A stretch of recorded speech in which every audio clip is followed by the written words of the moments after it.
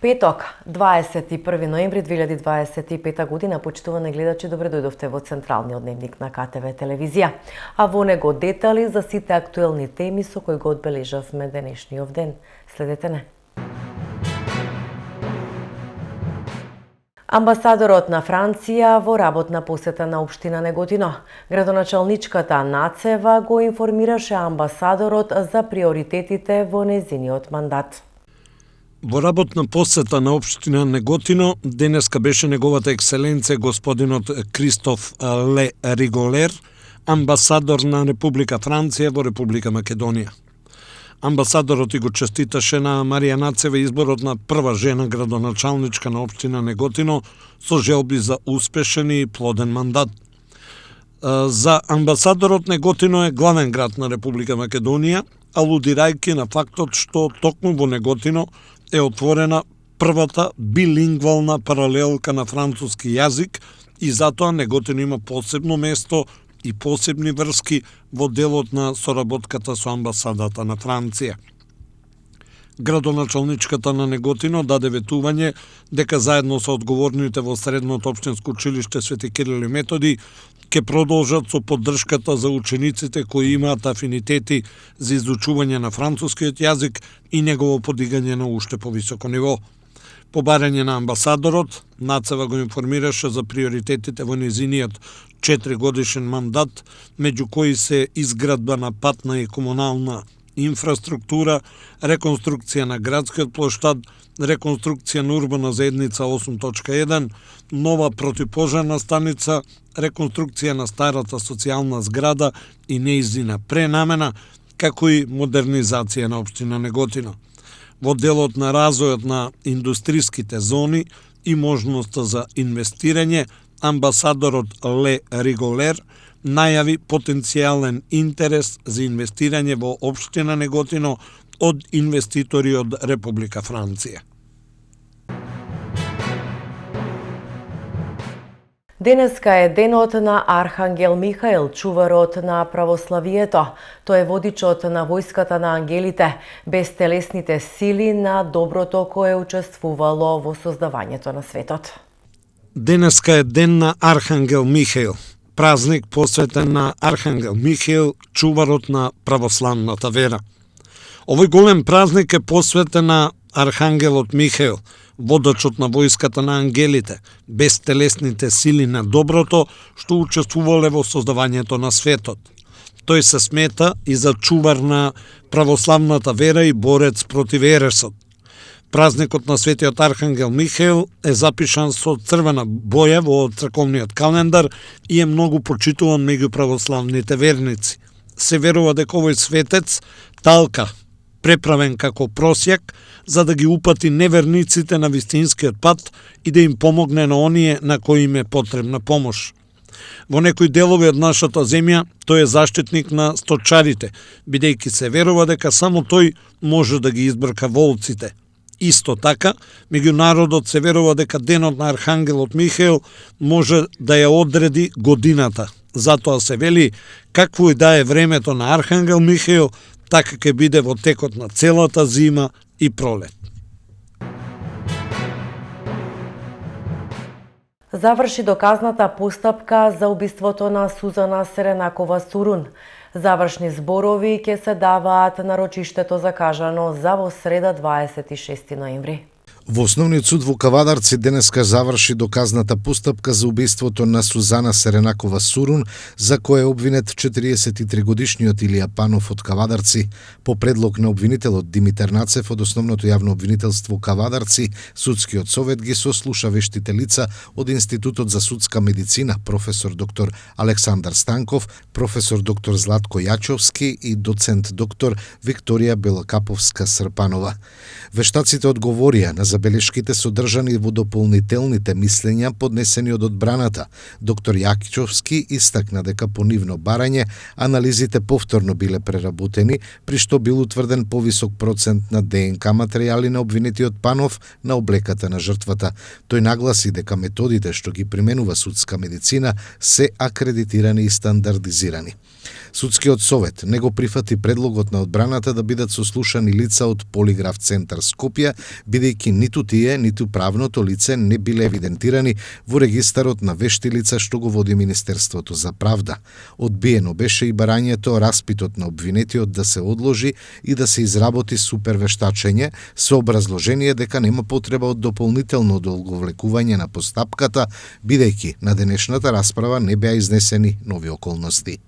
Пред судот исказ даде и обвинетиот Илија Панов, кој изјави дека со починатата биле во 5-годишна врска и дека често престојувал во незиниот стан. Тој тврдеше дека немале несогласувања и дека во критичниот период не бил во контакт со Сузана. Негираше дека го извршил делото, посочувајќи дека нивната врска не била проблематична, иако неговите родители и синот на жртвата не ја одобрувале.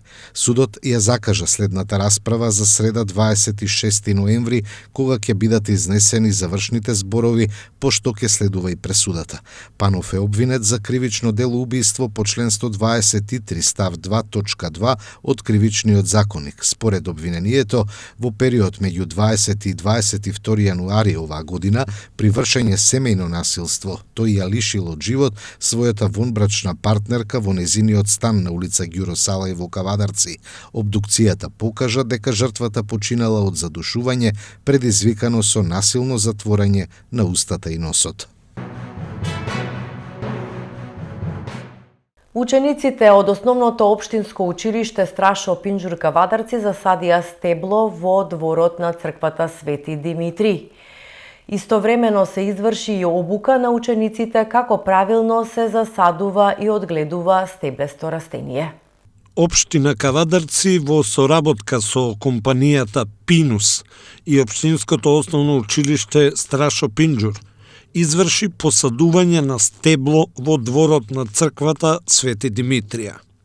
Воедно од страна на вработените од одделението на животна средина се изврши и обука на учениците како правилно се засадуваат и одгледуваат стеблести растенија и која е важноста на истите за самата животна средина. Ваквите настани само ја подкрепуваат тезата дека среќата е во малите работи. Општина Росоман во борба за намалување на дивите депонии со контейнери за кабаст отпад за поуредна и поздрава средина за сите граѓани. Општина Росоман продолжува со активности за чиста и уредена околина. За таа цел се поставуваат нови контейнери за кабаст отпад на повеќе локации низ општината со цел да се намали создавањето диви депонии и да се обезбеди правилно управување со отпадот. Овие контейнери се наменети за стари оштетени парчиња мебел, врати, прозорци, градежен шут во мали количини, како и голем домашен отпад кој не спаѓа во редовното собирање. Општина Росоман излезе и соопштение со кое ги известува граѓаните дека контейнерите за градежен шут се поставени на следниве 3 локации: на излезот од селото на патот кон Цирково, на спротивната страна од триаголникот на излезот од селото кон Кавадарци и пред пругата на патот кон стадионот. Општина Росоман продолжува да се грижи за природата и да создава здрава и уредна средина за сите граѓани. Унијата на млади сили на ВМРО ДПМН е домаќин на Интернационалната младинска демократска унија, според вице-премиерот Николовски. Ова е најголемиот меѓународен политички настан кој УМС го има реализирано од своето основање. Денес на моје огромно задоволство можам да објавам дека сме домаќини, почнувајќи од денес и во наредните 2 дена, на најголемата светска младинска организација, тоа е Интернационалната младинска демократска унија, која што ги обединува сите центар десни политички подмладоци од светот. Од денес во наредните 2 дена овде во Скопје имаме над 45 млади лидери кои доаѓаат од повеќе од 25 земји. Денес имам огромно задоволство официјално да го отворам овој настан заедно со подпредседателот на владата и подпредседател на ВМРО ДПМН Александар Николовски. Во наредните 2-3 дена ние како Унија на млади сили на ВМРО ДПМН ќе имаме прилика да се вмрежиме со овие, како што реков, на 45 млади лидери од 25 земји. Ова представува огромна прилика за нас како Унија на млади сили на ВМРО ДПМН како да разменуваме искуства кои што ќе можеме да ги примениме овде во Република Македонија, но така и да градиме контакти за во иднината, бидејќи секој еден од овие млади лидери кои што сте овде присутни, еден ден ќе ги наследи своите сениорски структури во земјата од која доаѓа, исто и како Унијата на млади сили на ВМРО ДПМН овде во Република Македонија. Мислам дека овие настани за нас како млади политичари или како подмладоци на политичките партии се од особено значење. Во наредните неколку денови ќе можете да посведочите на навистина квалитетни говорници, квалитетни дискусии и верувам дека и ние ќе научиме многу од овие луѓе кои што се дојдени овде, но и тие нешто ќе научат, верувам, од нас. Ова е најголемиот настан кој што Унијата на млади сили го има реализирано од своето основање. Зборувам за меѓународен политички настан. Меѓународната демократска унија е најголемото семејство на центар десни, конзервативни и центар политички партии во светот. И со тоа нејзиниот подмладок е најголемиот политички подмладок кој што ги застапува овие идеи и овие политички визии. И со самото тоа што Скопје е одбрано на светската мапа и тоа што Унијата на млади сили е избрана од сите подмладоци да го организира овој настан, мислам дека многу говори за посветеноста на Унијата на млади сили, на тимот предводен од Сергеј Попов. Сакам да честитам за сето она што го прават и мислам дека ова е најдобар доказ дека навистина Унијата на млади сили се развива, нешто што е гордо за сите нас. Сакаме да оди напред и секојаш свежите идеи, најдобрите идеи, најдобрите кадри во ВМРО ДПМН произлегувале токму од Унијата на млади сили. Јас сум бил таму, многу други биле таму и мислам дека оваа генерација навистина има светла иднина и дека партијата ќе црпи многу од овие луѓе кои што се сега во рамки на Унијата на млади сили. Ќе поразговараме овие 3 дена со представници кои што доаѓаат буквално од целиот свет за она што се нови политички визии. Тука е и представникот на подмладокот на Европската народна партија. Европската народна партија е најголемо политичко семејство во Европа. Се обидуваме и со нив да градиме добри односи, добри политички односи. ВМРО ДПМН е член, така што се надевам низ еден диалог ќе може Унијата на млади сили да презентира што правевме во изминатиот период и кои се нашите визии и планови за иднината. Знаете дека посветуваме големо внимание, дали е тоа во делот на реформи во образованието, дали е тоа во делот на подршка на студентите, вработување на младите лица, понатака обучување и прифаќање на предизвикот за новите технологии кои што доаѓаат. Навистина имаме еден широк спектар каде што се бориме да помогнеме на младите луѓе, а секако најдобрите идеи и во партијата ги очекуваме токму од нив. Министерот за здравство Алиу заради недостиг од лекари и сестри ќе ги прераспределува медицинските кадри. Покрај најавата за отварање нагласи за специјализанти, министерот најави и формирање на регистер на вработени во здравството. Ова значи дека кога ќе зборуваме за нови вработувања, тоа ќе биде одговор на конкретни потреби на здравствениот систем. Кога ќе кажеме дека ќе се зајакне примарното здравство, например во некоја од општините, ќе знаеме точно колку лекари и медицински сестри треба да има таму, кога ќе кажеме дека нема да дозволиме да има градови со двојно помалку лекари по жител, ќе знаеме исто така во реално време како да го исправиме и со кој капацитет на човечки ресурси. Ова веќе е реална слика. Сега на ниво на државата имаме за секоја општина, за секоја специјално, за секој профил на здравствен работник, веќе знаеме и бројка.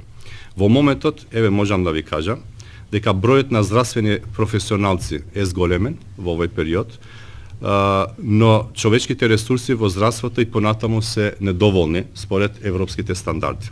и понатаму постои недостаток од лекари и од медицински сестри.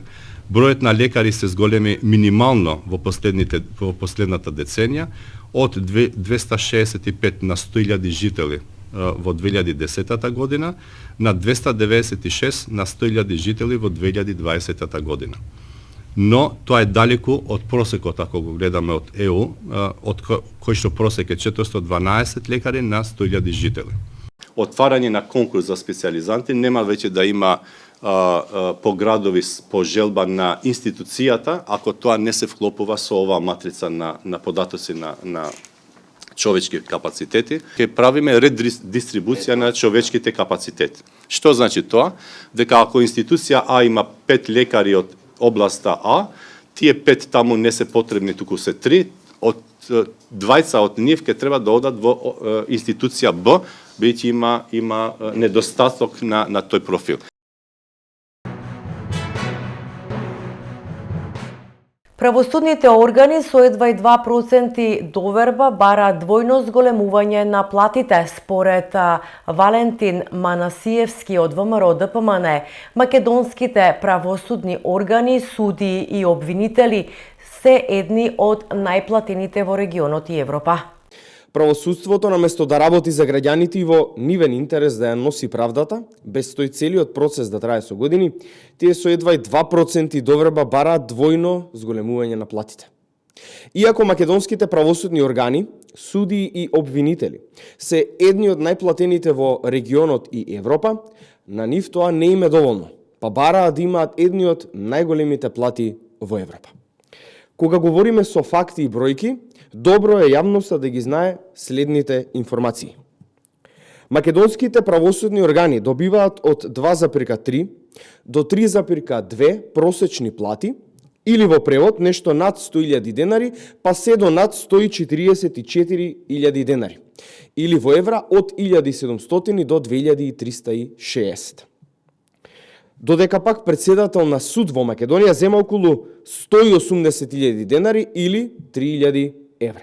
И овие плати ги добиваат со нешто помалку од 2% доверба од народот. Сега за споредба. Нашите соседи од Србија земаат 2,3 просечни плати, или во превод близу 120.000 денари или околу 2.000 евра, но со 20% доверба од граѓаните. Исто така со 20% доверба во судството се и граѓаните на Хрватска кон правосудството, земја членка на Европската Унија.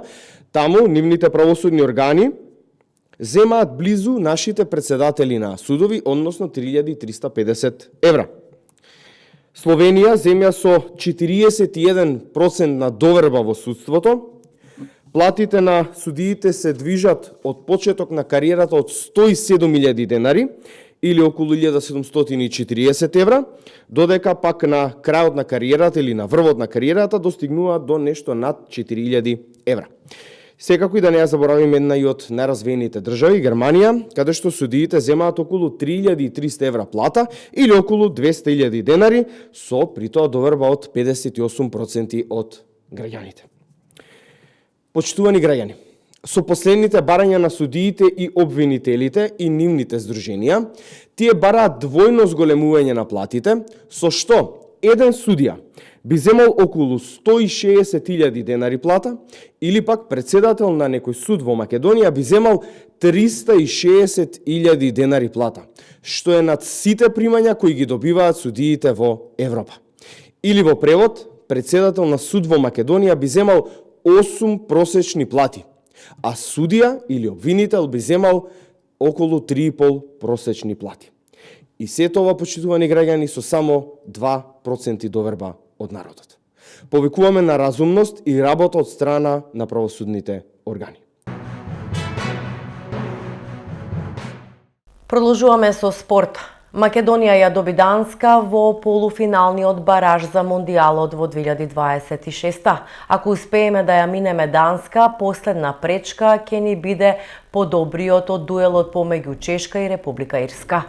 Македонската фудбалска репрезентација го дозна најважниот противник во баражот за пласман на светското првенство 2026. За место во финалниот бараж ќе играме против силната Данска, екипа која важи за еден од најтешките можни противници во европската зона. Ако ја поминеме Данска, нашите момци ќе играат во финалниот бараж, повторно на гостински терен, против подобриот од дуелот Чешка, Република Ирска. Тоа значи дека патот до светското првенство не носи низ две супер тешки гостувања.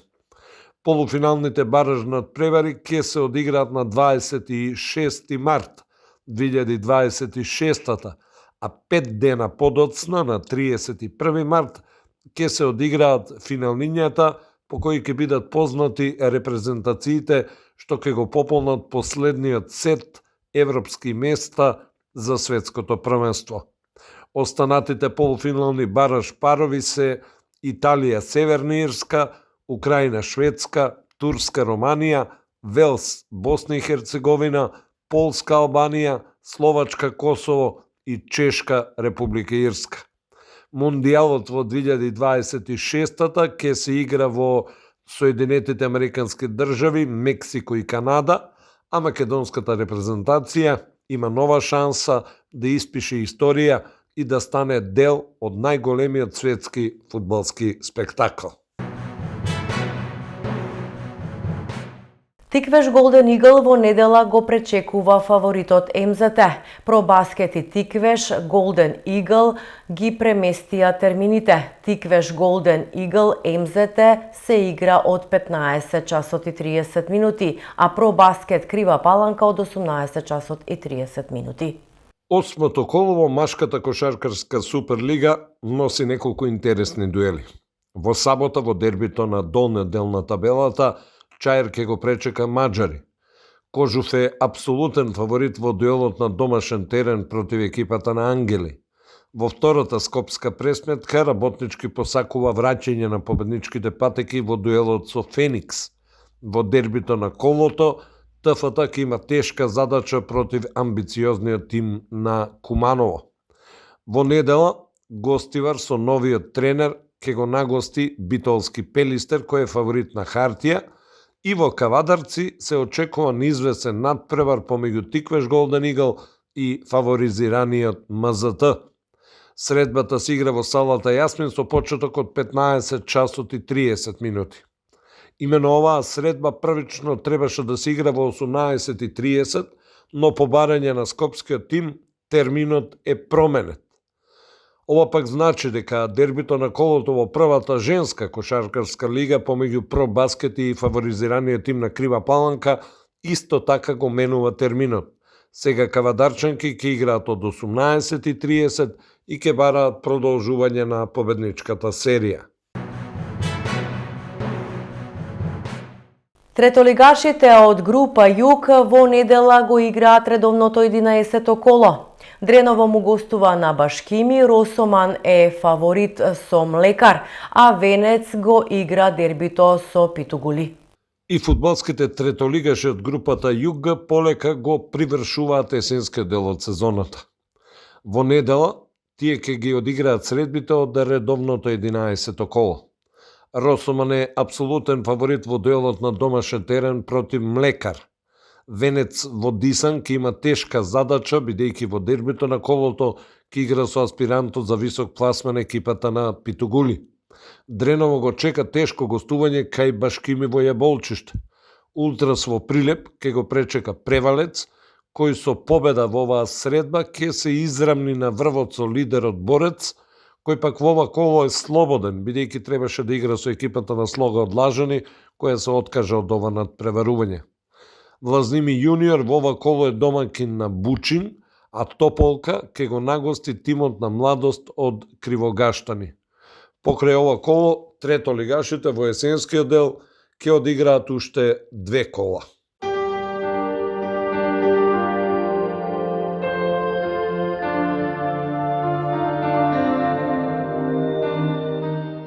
И пред самиот крај на дневникот да погледнеме какво време не очекува. Променливо облачно со повремени локални врнежи од дожд. Наместа врнежите ќе бидат пообилни, над 40 литри на метар квадратен за 24 часа, со услови за појава на невреме, со грмежи и силен ветер. Преку денот ќе дува умерен, повремено засилен ветер од јужен правец. Температурата ќе се движи од 10 до 19 степени.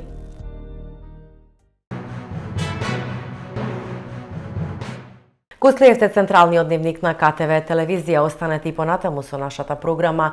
Имајте пријатен викенд и убави моменти со телевизија КТВ.